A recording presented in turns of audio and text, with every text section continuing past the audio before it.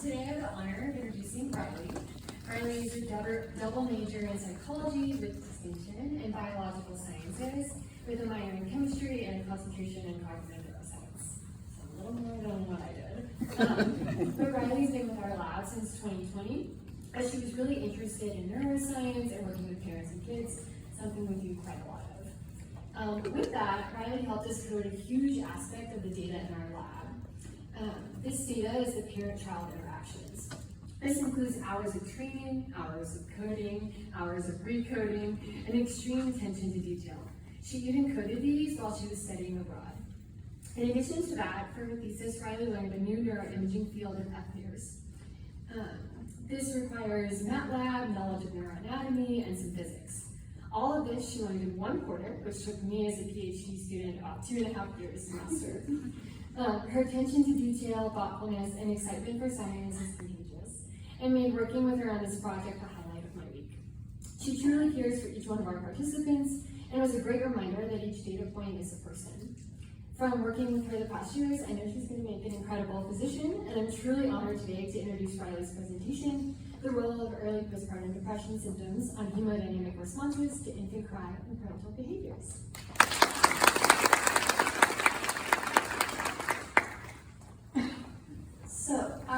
We know that becoming a parent drastically changes your brain. If I were to show you MRI images of a mother's brain from before and after pregnancy, you as a non-expert would be able to recognize the structural differences. Behind the scenes, elevated levels of hormones during pregnancy make parents especially sensitive to infant stimuli. When anyone hears an infant cry, their brain must first identify and appraise the sound. You then produce an emotional response, which is typically located in the prefrontal cortex, or PFC. Because gestational parents or parents that carry a pregnancy are so sensitive to negative infant sounds and expressions, they typically experience an increase of neural activation in this brain region. Parents must then dampen this emotional response or downregulate in order to produce calm and appropriate parenting behaviors. This is the neurological mechanism of maternal caregiving. I have taken a particular interest in how social stressors such as mood influence these typical changes. So, an estimated 13% of all mothers experience clinical or diagnosed depression after pregnancy. Postpartum depression is an important issue because when moms cannot regulate their neurological responses to their child, that child adapts to these atypical parenting behaviors. This can be detrimental to infant development. Past research has demonstrated that gestational parents experiencing clinical depression during the first year after pregnancy experience less neural activation and a lower quality interaction with their infant, meaning emotional attachment or less physical touching. Specifically, depression was associated with less neural activation in response to participants' own infant cry, rather than the cry of another unrelated infant. Cries are one of the only ways that a child can communicate their needs. While mothers should theoretically be responsive to all infant cries, the sounds of a parent's own baby should in theory be the loudest or most salient to promote caregiving. And lastly, we know that neural activation of regions like the PFC is associated with an increase in appropriate parenting behaviors. This suggests a potential relationship between activation and parenting outcomes that has been examined very little up until this point. So, the current work explores the potential role of depression symptoms on hemodynamic response and parental behavior, with the intention of being more inclusive of how these patterns present in subclinical populations, meaning at the symptom level, and during the immediate postpartum period, or within the first month after birth. Hemodynamic response refers to blood oxygen levels and is directly related to neural activation. Consistent with presented literature, I anticipated that gestational parents with greater depressive symptoms would experience less hemodynamic response or less neural activation in the PFC in response to their own infant cry, and that they would behave less sensitively towards their infant. I also predicted a positive correlation between hemodynamic response and sensitive parenting behaviors. All data was collected by trained researchers at visits taking place in the participant's home during the first month postpartum. The Edinburgh Postnatal Depression Scale, or EPDS, is the most accurate way to evaluate depression symptoms in new parents. The survey includes 10 items such as I felt sad and miserable. Responses were recorded on a 4-point Likert scale ranging from 0, none at all, to 3, yes, all the time. A higher number indicates more frequent or more intense symptoms of depression, and a lower number indicates fewer symptoms of depression. Behavioral responses were assessed using Dr. Beringen's Emotional Availability Coding Scale, or EA. Participants completed a 10-minute interaction with their infant that was recorded at the time of the home visit. These mother-child interactions were later coded using contextual cues to form judgments regarding the nature of behaviors by researchers like me. The interactions received subscores including sensitivity, structuring, non-hostility, and non-intrusiveness, following a continuous range from 1 to 7. A score of 1 would be indicative of behaviors traumatizing in nature. A score of 4 would indicate inconsistent or complicated behaviors. And a score of 7 would be indicative of appropriately responsive behaviors. We also used a neuroimaging technique that is really similar to MRI, known as functional near-infrared spectroscopy. This is essentially the same thing as going to the doctor and getting your pulse ox-read by the optoid on your finger, only all of the optoids sit on a cap on your head. If you remember from biology or an early psychology class, blood is constantly flowing through a bunch of arteries and veins in your brain. Blood is just a protein known as hemoglobin. You can think of hemoglobin as a car. Hemoglobin drives all around your brain carrying oxygen and then drops this oxygen off at various brain tissues to be used. Once hemoglobin is dropped off its passengers, it drives back to the lungs to become more oxygen so we can begin the cycle again. So, all of your cells is made of hemoglobin, and using a modified Beer-Lambert law, we can tell the same way that you use pulse ox whether or not hemoglobin is carrying oxygen. We think of areas with more oxygenated hemoglobin as having more activation, under the assumption that these brain tissues are receiving oxygen in order to perform some function. During imaging, participants completed an infant cry task. The infant cry paradigm consisted of 10-second recordings of a participant's own infant cry and 10-second recordings of a control cry from another unrelated infant, as you will hear now. We know that gestational parents exhibit enhanced responsiveness to infant cry, so that felt overstimulating to you. Imagine how our parents must feel. On the above head model, bold lines indicate significant channels in the brain, and color indicates the magnitude of the correlation. Results demonstrate that a higher EPDS score or greater symptoms of depression were associated with an increase in concentration of oxygenated hemoglobin or more neural activation in response to another infant cry.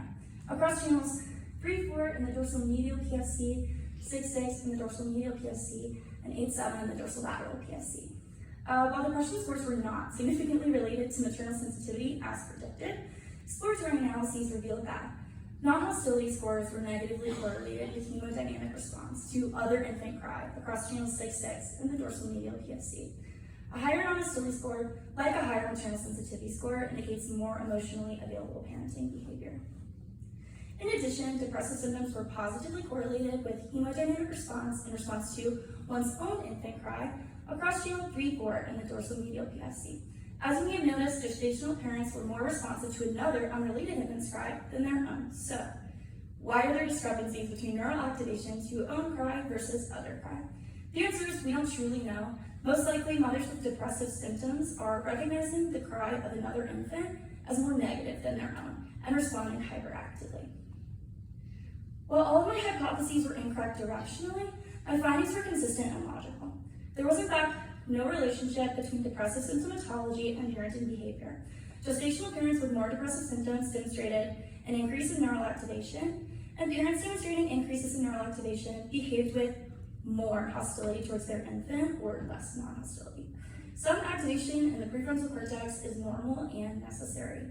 However, too much activation requires a ton of effort to self-regulate. Parents with depressive symptoms do not have enough cognitive resources to regulate their emotions, and therefore really struggle to produce appropriately responsive behaviors. These findings are important because they indicate that these patterns relate to self-reported feelings of depression, not necessarily a diagnosis, and that they can occur as early as 2 weeks after birth. Lastly, I would like to express my endless gratitude for the support of these individuals throughout this process.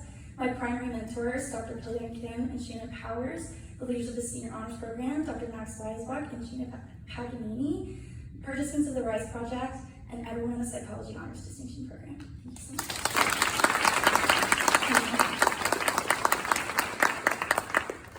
Awesome. Who has a question for Rylie?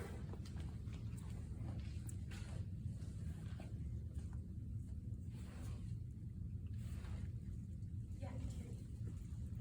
Thank you so much. That was really interesting and a lot to do for an honors thesis.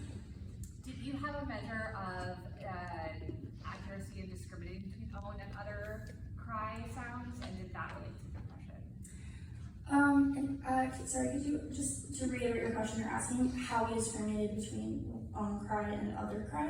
Sorry, I wanted to know if you had the participants discriminate between one and other, if you had an accuracy measure for how well they were able to do that. Yes, so that is a very good question. We did not ask participants themselves to discriminate between on and other cry. Instead, I think the idea was that they would have these neurological changes without knowing, because I think that there is some sort of influence of, if I know that I'm carrying my own baby, they're aware there's some demand effect of I should be responding to my baby. That makes me a good mother. So instead, they think that they don't actually know, I believe.